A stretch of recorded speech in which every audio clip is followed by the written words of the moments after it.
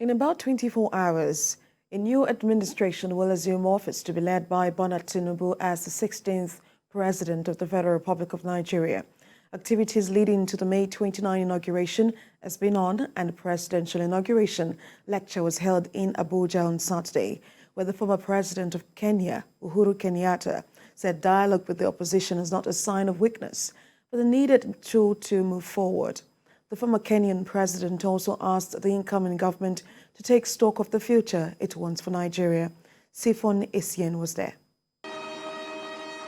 The International Conference Center Abuja comes alive with the 2023 Presidential Inauguration Lecture. Leading the pack of dignitaries is President Muhammadu Buhari. Kenya's former president, Uhuru Kenyatta, mounts the rostrum to deliver the inaugural lecture.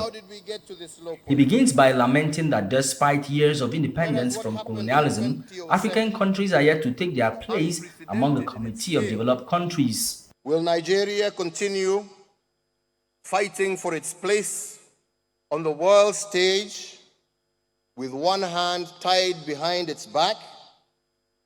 Or will it use this moment in time to embrace a brave new way of doing things and thereby unleashing the full might of this green giant?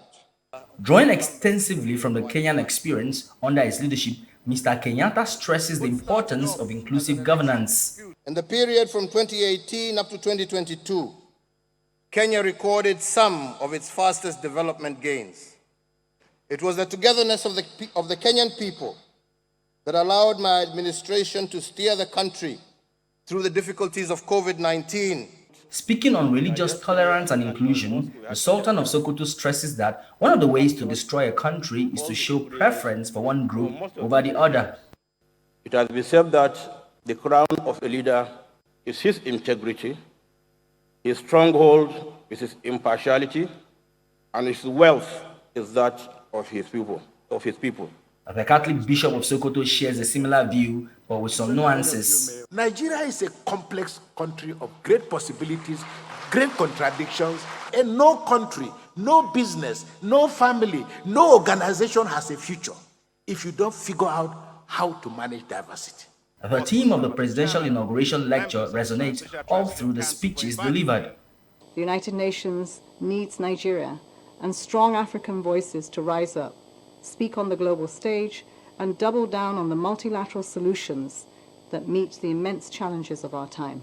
Estimates show that the poorest 40% of the population consume just 3% of petrol. Fuel subsidies are killing the Nigerian economy, costing the economy of Nigeria $10 billion alone in 2022. We must create a platform for intergenerational engagement. We must introduce policies that deepens youth inclusion in governance. Then comes the remarks by the Vice President-elect. I can see the scales balancing the merits of democracy against those other forms of government. I can see plainly that an imperfect democracy is better than the most perfect dictatorship. President Buhari brings the lecture to a close by acknowledging the challenges of governance, yet tasking the incoming administration on unity. Today, we have embarked on a journey of introspection, enlightenment, and collective growth. We have delved deep into the theme of deepening democracy for development. The Presidential Inauguration Lecture, according to those in attendance, sets the agenda for the incoming administration. Sifon Essien, TVC News, Abuja.